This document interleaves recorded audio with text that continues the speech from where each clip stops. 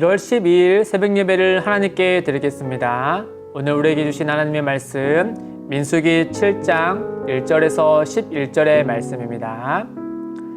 모세가 장막 세우기를 끝내고 그것에 기름을 발라 거룩히 고별하고 또 그 모든 기구와 제단과 그 모든 기물에 기름을 발라 거룩히 고별한 날에 이스라엘 지휘관들 곧 그들의 조상의 가문의 우두머리들이요 그 지파의 지휘관으로서 그 계수함을 받은 자의 감독된 자들이 헌물을 드렸으니 그들이 여호와께 드린 헌물은 덮개 있는 수레 6대와 소 12마리이니 지휘관 2사람의 수레가 하나씩이요 지휘관 한 사람의 소가 한 마리씩이라 그것들을 장막 앞에 드린지라.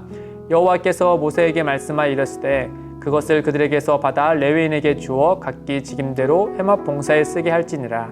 모세가 수레와 소를 받아 레위인에게 주었으니 곧 게르손 자손들에게는 그들의 직임대로 수레 둘과 소 4마리를 주었고 무라리 자손들에게는 그들의 직임대로 수레 넷과 소 8마리를 주고 제사장 아론의 아들 이다말에게 감독하게 하였으나 고앗 자손에게는 주지 아니하였으니 그들의 성소의 직임은 그 어깨로 매는 일에 하는 까닭이었더라. 제단에 기름을 바르던 날에 지휘관들이 제단의 봉헌을 위하여 헌물을 가져다가 그 헌물을 제단 앞에 드리니라. 여호와께서 모세에게 이르시기를 지휘관들을 하나로 한 사람씩 제단에 봉헌물을 드릴지니라 하였더라. 아멘. 대학교나 또 대학병원 또 이렇게 어떤 특별한 의미를 담은 그런 건물에 가게 되면은 사람들이 많이 오고 가고 하는 로비 한 가운데 준공을 위하여서 기부한 사람들, 또 도움을 준 사람들, 또 후원한 사람들의 명단이 기록되어 있는 것을 한 번쯤은 보신 적이 있으실 겁니다. 어떤 병원이 금액별로 이렇게 나눠져 있기도 한데요. 이 많은 사람들이 이 공간에서 유익을 누리고 있고 또 이 공간에서 행하는 그런 모든 행동들을 통하여서 유익함을 받는 이유가 누군가의 헌신과 도움과 또는 이런 기부에 의해서 이루어졌다라는 사실을 사람들에게 알리고 보다 이제 긍정적인 영향을 끼치기 위하여서 이와 같은 것을 적곤 하죠.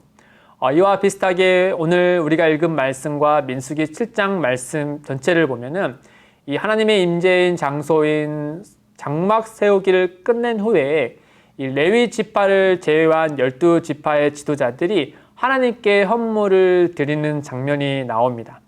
그 헌물을 드리는 장면, 그 맨 처음과 맨 마지막, 그러니까 7장 1절과 89절 말씀을 보시면은 하나님께 이 헌물을 드리는 이 장면이 이 장막을 세우는 일과 별개의 일이 아니다는 사실을 우리가 발견하게 됩니다. 1절에서는 장막을 세우기를 끝맺고 기름 부어는 장면을 담고 있죠. 그리고 89절에 보면은 회막에서 여호와께서 모세에게 말씀하시는 장면이 나옵니다. 그리고 그 사이에서는 12지파의 지도자들이 지파를 대표하여서 하나님께 헌물을 드리죠.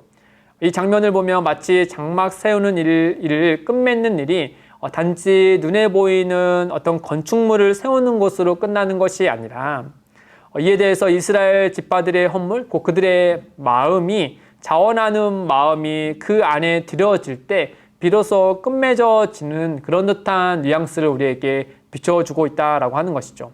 그래서 7장 1절에서 여호와께서 회막을 다 완성한 다음에 모세에게 말씀하시는 것이 아니고 89절에 이르러서야 여호와께서 모세에게 말씀하는 것이죠. 그런 점에서 이스라엘 12지파 지도자들이 각각 드린 이 예물, 특별히 우리가 읽은 11절에 드린 예물과 그 이후에 드린 예물이 조금 차이가 있는데 우리가 오늘 읽은 이 말씀에서는 보다 어떤 분명한 목적에 의해서 하나님께 드린 헌물인데 여기에 하나님께서 이 드린 자들을 통하여서 우리에게 주시고자 하는 메시지가 무엇인지 우리가 한 3가지 정도에서 한번 드려봤으면 좋겠습니다. 첫째는 이들이 어떤 마음으로 이와 같은 헌물을 드렸는가 했을 때 이들은 자원하고 감사하는 마음으로 이스라엘 지파를 대표해서 하나님께 드렸다라고 하는 것이죠. 2절에 보시면 이 대표자들이란 사실을 계속해서 강조해서 말씀해 주고 있습니다. 지휘관들, 곧 그들의 조상의 가문의 우두머리요 그 지파의 지휘관으로서 그 계수함을 받은 자의 감독된 자들. 그러니까 각 지파의 대표, 그 한 개인을 얘기하는 것이 아니라 그 지파의 대표자가 이 하나님께 자원하는 마음으로 또 건물이 준공되어지고 그 성막이 완성되어지는 그쯤에 감사한 마음으로 하나님께 드렸다라고 하는 것이죠. 그 이스라엘 지파의 여러 사람들의 그 공통된 마음을 이 지파의 대표자가 분명한 목적에 의해 쓰여질 헌물을 드림으로 하나님께 감사했다라는 점을 우리가 발견할 수 있습니다. 둘째는 이스라엘 지휘관들이 각각 개별적으로 드린 것을 넘어서 공동의 헌물을 드림으로 같은 마음을 품었다는 사실을 우리가 발견할 수 있습니다. 3절에 보시면 그들이 각각의 12마리의 소를 드림과 동시에 두 사람의 수레를 하나씩 해서 6대를 하나님께 드립니다. 두 사람의 수레가 하나씩 드리는 이 모습, 이 헌물이 분명히 쓰여지는 것을 같이 상의하고 그에 맞게 필요한 수량을 계산하고 또 그 마음을 하나님께 드렸다라는 점을 우리가 발견할 수 있는 것이죠. 마지막으로 셋째는 이들이 어떤 마음으로 이 헌물을 드렸는가 했을 때 레위 지파를 위한 일종의 공동의 책임 의식을 가져서 이 헌물을 드렸다라고 우리가 알 수 있습니다. 이들이 드린 헌물은 소 12마리와 수레 6대죠. 이 소 12마리와 수레 6대에 분명한 쓰임이 있었습니다. 이것은 바로 성막을 짓고 그리고 해체하고 이것을 이동할 때 쓰게 될 헌물이었던 것이죠. 우리가 레위 지파는 하나님께 구별된 사람들이죠. 성막 관리를 위하여서 특별하게 구별된 사람들입니다.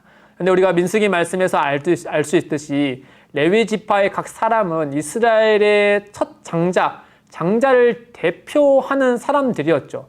그러니까 이 성막 관리하는 것은 원래 이스라엘 지파의 각각의 첫 장자들이, 그러니까 이스라엘 전체가 같이 공동 책임 의식을 가지고 이 성막을 관리해야 했습니다.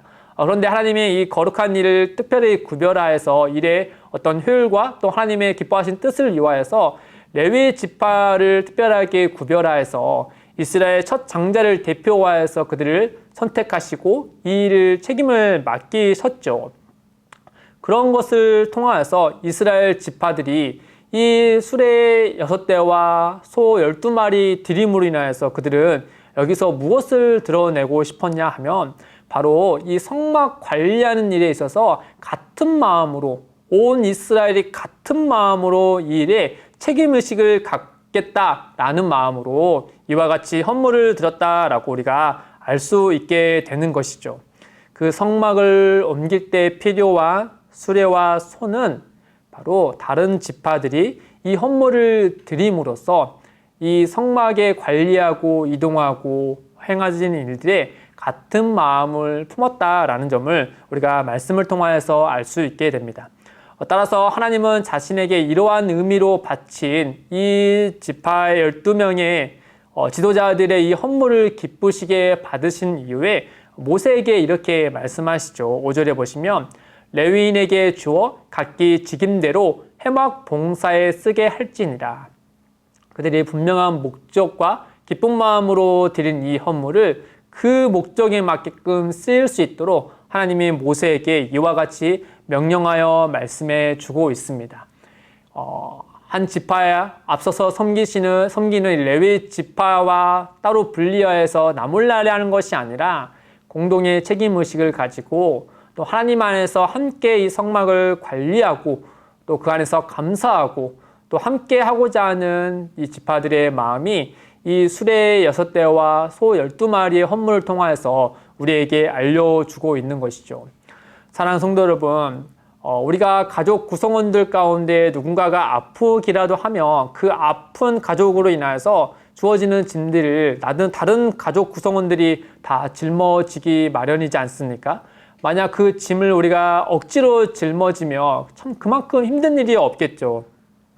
그러나 가족 구성원을 사랑하는 마음으로 함께 짊어지게 되면은 그 안에서 지금까지 발견하지 못한 가족 간의 사랑과 서로 이해하는 마음, 또 섬기는 자와 섬김을 받는 일의 이런 이해의 차이에서 몰랐던 감사한 것들이 하나씩 꽃피우면서 가족이 더 아름답게 세워지는 것을 우리가 알 수 있지 않습니까? 우리가 서로의 짐을 함께 질 때 비로소 알게 되는 것들이 있기 마련이죠. 그리스도의 몸된 교회도 마찬가지입니다. 교회 안에서도 서로 간에 서로의 짐을 질 때, 그리고 그리스도의 하나님의 아름다우신 교회를 함께 세워갈 때 우리는 미처 보지 못한 하나님이 주신 그 은혜들을 하나씩 하나씩 발견하게 되는 것이죠. 그런 의미에서 바울은 갈라디아서 6장 2절에 우리에게 이렇게 말씀합니다. 너희는 짐을 서로 지라 그리하여 그리스도의 법을 성취하라.